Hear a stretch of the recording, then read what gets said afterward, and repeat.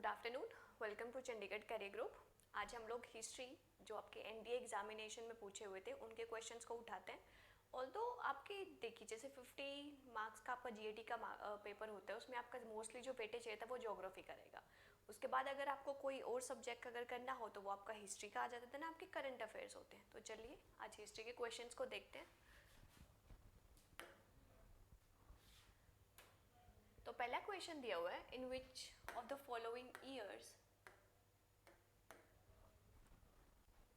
did the British demarcated large area of the land Damineko for the settling of संथालीस। देखिए question में पूछा गया है कि कौन से ईयर में ब्रिटिशर्स ने संथालियों को ज़मीन दे दी थी सेटलमेंट के लिए। तो ऑप्शन में दिया हुआ है 1810, 1793, 1885 या फिर 1832। देखो इसका जो आंसर होगा वो 1832 होगा। ये बेसिकली आपके संथाली वहाँ की ट्राइब होती थी और राजमहल हिल्स के फुट हिल्स में की जो लैंड थी वो एलोकेट करी हुई थी संथालीस को। और संथाली यहाँ पर एग्रीकल्चर करते थे प्लस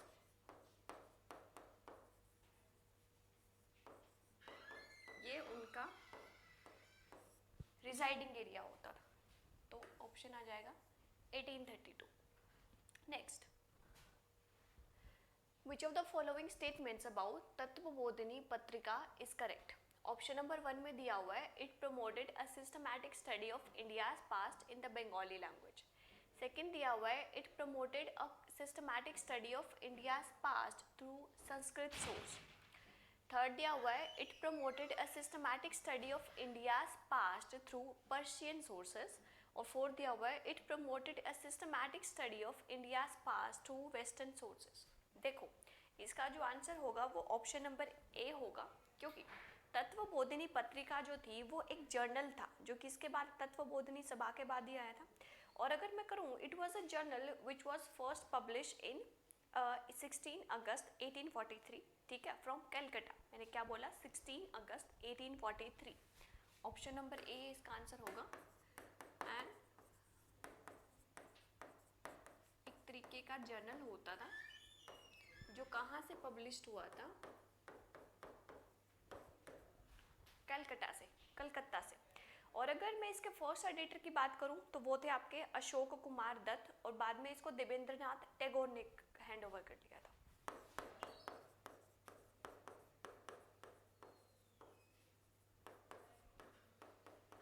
एंड लेटर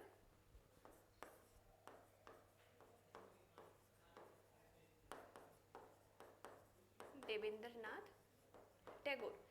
कहा जाता है कि इन्होंने जिनके राम मोहन रॉय के जितनी भी आपके ऑर्गेनाइजेशंस होंगी उनके आइडियाज़ को आगे प्रमोट करने का जिम्मा भी आपके देवेंद्रनाथ टैगोर ने ही लिया था।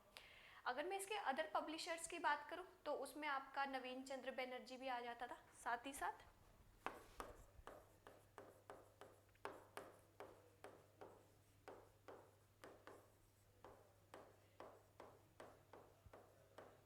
ठीक है, और इन्होंने हिस्सा उठाया था कि इंडिया के पास्ट को हम लोग बंगाली लैंग्वेज में स्टडी करेंगे। Next, which of the following statements about Mahatma Gandhi untouchability campaign are correct.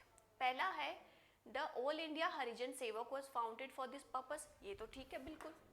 Next है, the campaign was the root of the untouchability since it does not enjoy the sanction of the Hindu Santhal. ये वाली statement गलत। देखो हम लोग अगर गांधी जी के बारे में पढ़े, he was known for the father of nation. अगर मैं इसके डेट ऑफ बर्थ की बात करूं तो इनके डेट ऑफ बर्थ की बात करूं तो वो आपका 8 अक्टूबर 1869 में हुआ था। बाद में ये साउथ अफ्रीका चले गए थे अपनी लॉ की पढ़ाई करने के लिए। और जब 1915 में इंडिया में आते हैं साउथ अफ्रीका से, तो इंडिया में आके अनटचेबिलिटी कैंपेन को लॉन्च करते हैं कि इंडिया में अनटचेबिलिटी नहीं होनी चाहिए, साथ ही साथ यूनिटी होनी चाहिए, इक्वलिटी को प्रमोट करना चाहिए। तो इसलिए इन्होंने हरिजन सेवा संघ इसका इन्होंने स्टार्टिंग करी थी कि इंडिया में जितने भी आपके लोअर कास्ट हैं उनको हम लोग इक्वली ट्रीट करें, किसी के साथ भी छुआछूत का बिहेव ना करें। और इनका ऐसा ही मानना था कि ये जो अनटचेबिलिटी है ये कहीं ना कहीं हमारे शास्त्रों से निकल के आई है, तो इसके लिए मंजूरी बिल्कुल भी नहीं देते थे, बल्कि आपके सेकंड स्टेटमेंट में यही बोला हुआ है कि शास्त्रों के लिए हिंदू शास्त्रों में अनटचेबिलिटी का जिक्र ही नहीं था, बल्कि इसका ऑपोजिट है, इसका जिक्र हुआ था। ठीक है, तो ऑप्शन नंबर बी को अगर मैं करेक्ट कर देती हूँ तो इसके अकॉर्डिंग आपका आंसर आ जाएगा ऑप्शन नंबर ए। ठीक है, नेक्स्ट देखिए।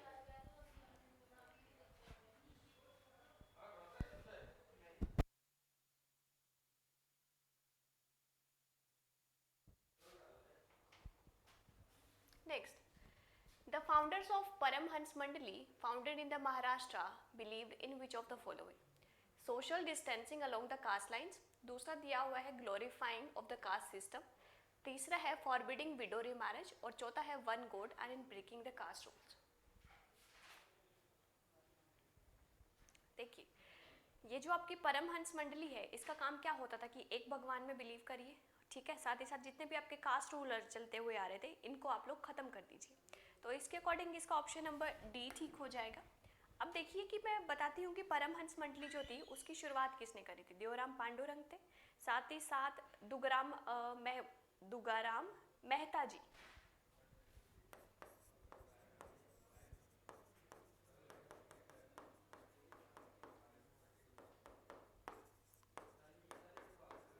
और एक था पांडुरंग।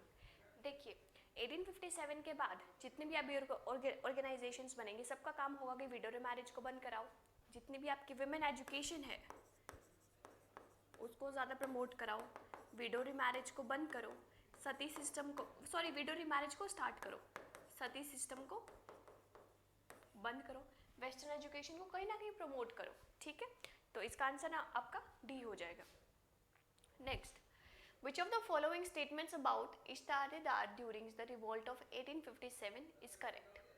Next है, they glorify the Muslim rule in India, they glorify the coexistence of different community under the Mughal empire, C है they glorified the message of Islam, fourth है they glorified the role of Queen Victoria।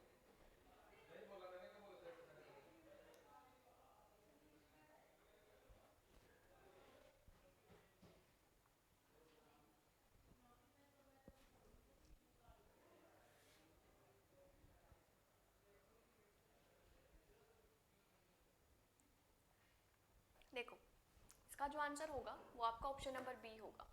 Basically इजादेदार होते थे Mughal umpire के नीचे काम करने वाले लोग जो मुस्लिम्स का मैसेज थ्रू जनता तक पहुंचाते थे। अगर मैं 1857 के रिवॉल्ट के रीजन की कॉजेज की बात करूं कि ये हुआ क्यों था, टैक्सेशन सिस्टम को लेके इंडिया में टैक्सेशन सिस्टम बहुत ज़्यादा लगाया हुआ था, जिसमें एक आपका आता था परमानेंट, रैयतवाड़ी, महलवारी।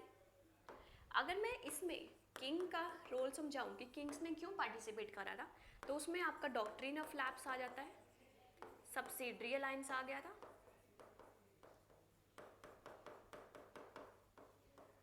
अगर मैं इसी में नॉर्मल पीपल या फिर सिविलियन समझाऊं उन्होंने क्यों पार्टिसिपेट करा, कि कोई एक तरीके की ड्रेन ऑफ वेल्थ हो रही थी कि यहाँ से ब्रिटेन में कच्चा माल लेके जाया जाता था, फिर वहाँ पर गुड्स मशीन के थ्रू मशीनीकरण करवाया जाता था, फिर लेटर इंडिया में इसको एक्सपोर्ट करा जाता था। ठीक है, तो ये आपके रीजंस हुए। अगर मैं 1857 के डिफरेंट ये पूछूँ कि कहाँ से किसने पार्टिसिपेट करा था, तो लखनऊ से आपकी बेगम हजरत महल सिंह, दिल्ली से आपके कौन थे, बहादुर शाह जफर और बख्त खान थे, झांसी से कौन थी, रानी लक्ष्मीबाई थी। ठीक है, ये फर्स्ट वॉर ऑफ इंडिपेंडेंस के नाम से भी जाना जाता है। कहा जाता है कि अगर ये सक्सेसफुल हो गया होता तो 1947 तक हमें वेट ही ना करना पड़ता, लेकिन फेल भी क्यों हुआ था। हाँ, इसमें एक फैक्टर रह गया कि आर्मी ने पार्टिसिपेट क्यों करा था, एक तरीके की sepoy mutiny, introduction of new gun Enfield rifle हुआ था। ठीक है, तो इसमें बेसिकली जो इसादेदार बोला हुआ है ये मुसलमानों को, मुस्लिम जो किंग होते थे उनके नीचे काम करते थे, जो जनता को एक मैसेज प्रमोट करने की, मैसेज को फैलाने की जिसकी जिम्मेदारी सौंपी हुई थी। ठीक है, next, during the industrial revolution who among the following design the flying shuttle loom, John Kay. Basically पहले मशीनीकरण नहीं हुआ था, पहले जो आपके कपड़े बनाए जाते थे उसमें बहुत ज़्यादा टाइम लगता था, लेकिन बाद में जब इस चीज़ का निर्माण हुआ तो जहाँ पे एक चीज़ बन रही थी वहाँ से अब मशीनों के द्वारा एक से ज़्यादा काम होने लगा। तो बेसिकली फ्लाइंग शटल जो लूम है उसका आविष्कार किसने करा था? जॉन लूम ने, जॉन के, इन 1783। Next, which of the following statements about the revolution adopted in the Karachi session of the Indian National Congress with regard to fundamental rights and economic policy are correct? It was opposed by Ambalal Sarabhai। अरे ये कहाँ से आ गया इसमें, ये वाली तो गलत ही है। It's the 20 point included demanded for the civil liberty and adult suffrage selected। ये वाला स्टेटमेंट ठीक है, ऑप्शन नंबर बी ठीक होगा। देखो कराची सेशन हुआ था 1931 में कांग्रेस का, और इसके अगर मैं प्रेसिडेंट की बात करूँ तो सरदार वल्लभ भाई पटेल थे। ये वही सेशन था जिसमें फंडामेंटल राइट्स के बारे में बात करेगी कि हमें हमारे फंडामेंटल राइट्स चाहिए। और अगर मैं ये जो आपकी फर्स्ट स्टेटमेंट गलत हुई है इसके बारे में बताऊँ, ये तो आपके वो लीडर हुआ करते थे ना जिसमें मेल ओनर थे,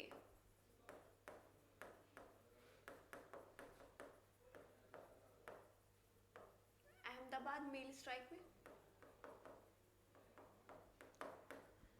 जो कब हुआ था 1918 में, क्योंकि वहाँ के जो वर्कर्स थे वो प्लेग बोनस की बात कर रहे थे कि हमें हाइक चाहिए, बल्कि ये जो मिल ओनर्स थे वो बढ़ाना नहीं चाहते थे। इसी के कारण फिर जितने भी मिल वर्कर्स होंगे वो गांधी जी के पास जाएंगे अपनी मांगों को लेके, और वहाँ पर इनकी मांगें करवाई जाएंगी और इनको प्लेग बोनस या फिर जो हाइक मिलता है बोनस में वो मिल जाता था। ठीक है, तो फर्स्ट वाली स्टेटमेंट आपकी गलत हो जाएगी, ऑप्शन नंबर बी ठीक है। Next, which of the following statements about the law commission headed by the Lord Macaulay are correct? It attempted to codify the law, ठीक है, it was opposed the uniform system codes, ठीक है।